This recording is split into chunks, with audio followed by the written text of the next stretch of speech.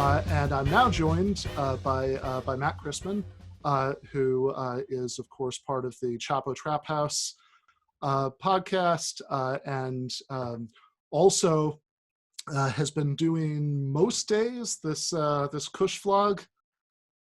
Yeah, like 3 or 4 times a week, probably, I'd say.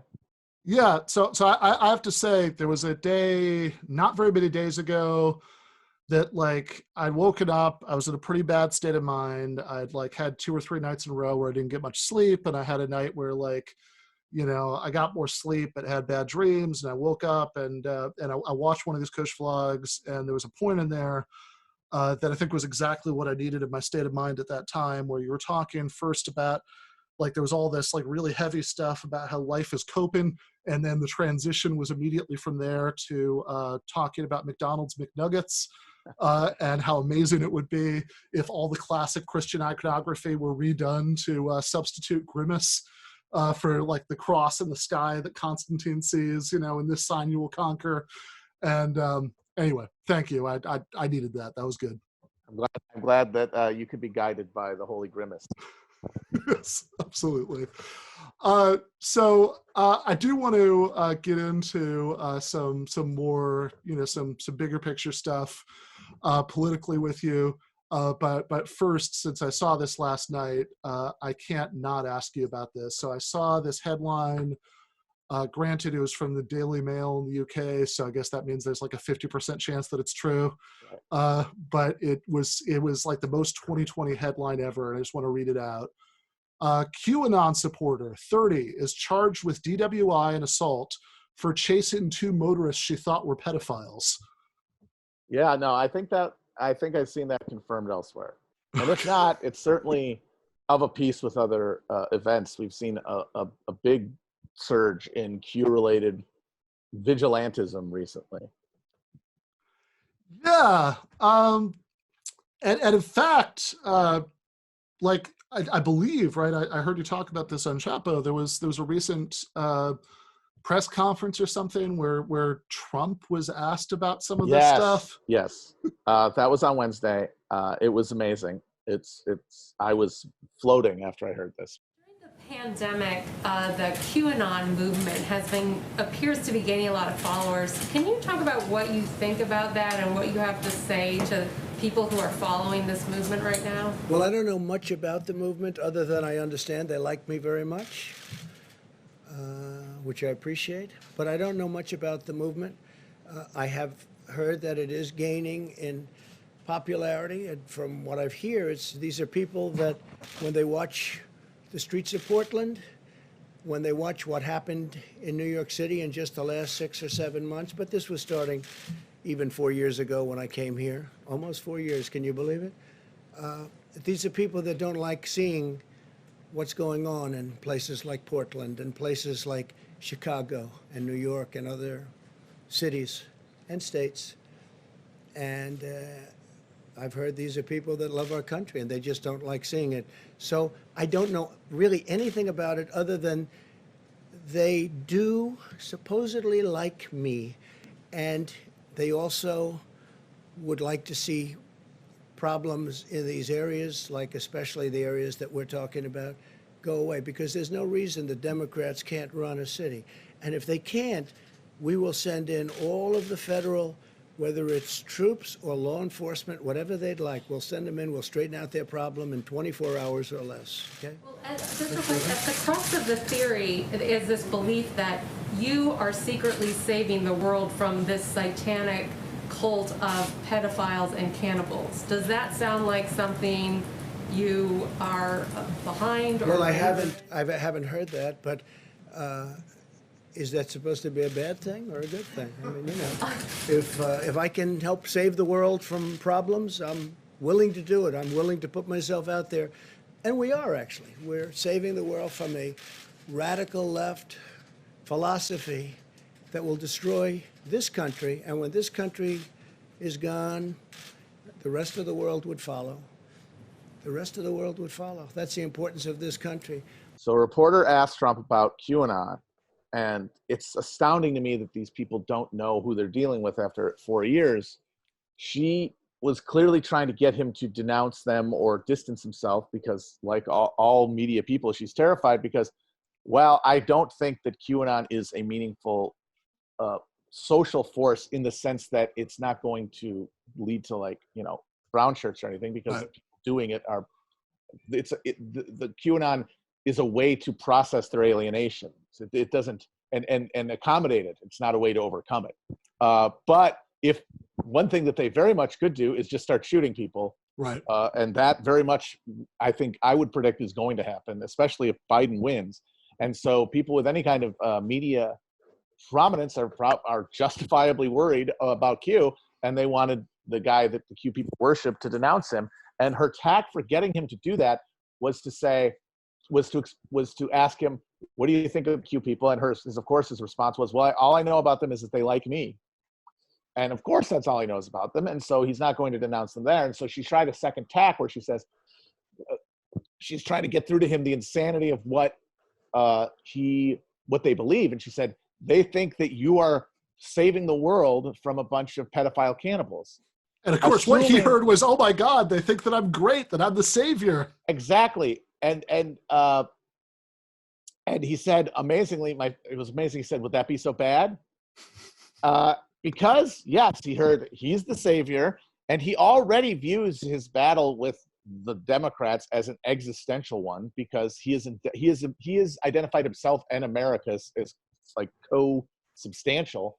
And so they are by definition anti-American. They want to destroy all the good things. He has convinced himself of those things because he has to. And that is reflected in the Q people. They believe the same thing.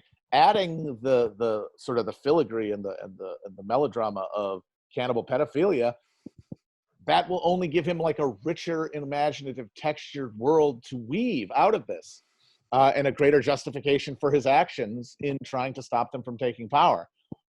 And that it indicates to me more than anything that Q is going to eventually just take over the Republican Party.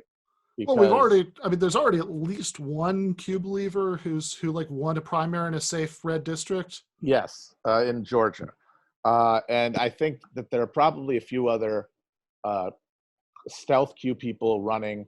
And more importantly, I think you will see establishment non-Q Republicans starting to do what they've always done, which is accommodate the fervency of the base by using their buzzwords.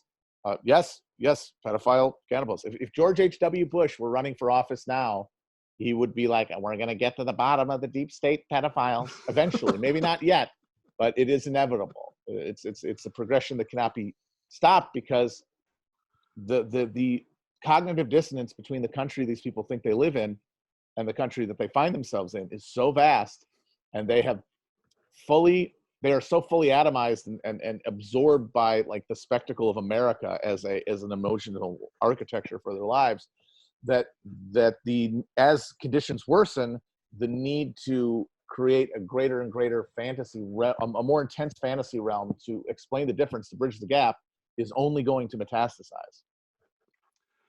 Yeah, and I guess this is interesting too, because well, for one thing, I mean, like it gives like every step of this process is depressing, because the more you get that, right, like Republicans who might find ways of splitting the difference to make themselves amenable to whatever crazy shit the base is saying now, even if it's about pedophile cannibals, right? I'm sure you can imagine lots of stuff like, look, I'm personally not convinced that we have enough evidence that all the Democrats, all of my friends in the Democratic Party, are pedophile cannibals, but there are serious questions, about pedophilia and cannibalism, and we do need to investigate this. And the more that happens, of course, this also gives Democratic centrists perfect cover, because the bar is just lowered that much more, right? That like the same way that it's been like decades that Democrats can say, I believe in global warming, and that's kind of good enough, right? That like, oh, look, here's a guy who thinks that they believe in science. That's right, exactly, right? These other people don't believe in science, and we believe in science, and as long as that's the electoral distinction, then the question of what exactly are you going to do about it, less so now that there's talk about a Green New Deal and stuff, but the question of what are you going to do about it is Yeah. like really secondary when you get points just for believing it. And now you can get points just for not believing the pedophile cannibalism. Yeah. Yeah. Yeah. You become an august statesman by saying, I don't think that Chrissy Teigen flosses her teeth with infant bones. Yeah. And, you know, and yeah, so like there could be lots of, look, you know, I don't, you know, lots of, like, you can be a reasonable person somewhat to the left of the Democrats now by saying, look, I don't, you know, there are lots of things that I agree with Biden, disagree with Joe Biden about, or there are lots of things that I disagree with Sasha Obama or whoever in the future about, right? You know, but really the other side believes that all Democrats should be arrested and put to death for being pedophile cannibals. Yeah. And, you know, as long as we can stop that, right? That's really what matters. Right. We have to banish this insanity. Of course, the constant accommodation of right wing of accelerating capitalism only increases the intensity of these feelings, which then increases the ability of Democrats to not have to stand on anything other than negating them. Right. Which is why, by the way, that's the trick at the heart of the entire claim to, like, we have to vote Democrat now to get back to like a baseline that we can then move from. Is that the baseline keeps shifting. Democrats in power govern from the right and worsen conditions, meaning that you will never, the thing that Biden himself has said about how the fever is going to break. Well, not if you keep sticking your finger in the bullet hole like James Garfield's doctor. The cycle will only exacerbate all of these things in one ratchet-like direction. And the Democratic Party as a vehicle, as it currently exists, will only make those things worse. Yeah, like certainly I mean, I think there are different ways of making the case that like the outcome of the election matters, right? You know, like they're more optimistic and more cynical ways. You know, I think you can think that that like at least there are certain kinds of aggressive things to do, things like destroy what's left of public sector unions that Republicans are more likely to do than Democrats. But the idea that there's going to be this great reversal of everything that was done under Trump, you know, that right. Like what this is it's like we're going to you know, turn over the hourglass, you know, and it's just going to start dripping from where it was in 2015 instead of where it is in 2020 is really weird, because I can remember a time when, you know, in my 20s when George W. Bush was president, and all the things that he was doing in terms of, you know, the Patriot Act, you know, drone assassinations, you know, all of this stuff, right, was seen as this unprecedented radical illegality that, of course, you have to get the sensible party back in office so that they'll reverse all this stuff. And look, you know, they'll be bad. Of course, we all remember the Clinton years and all the bad economic stuff that happened, right? But we'll at least start from the baseline of 2000.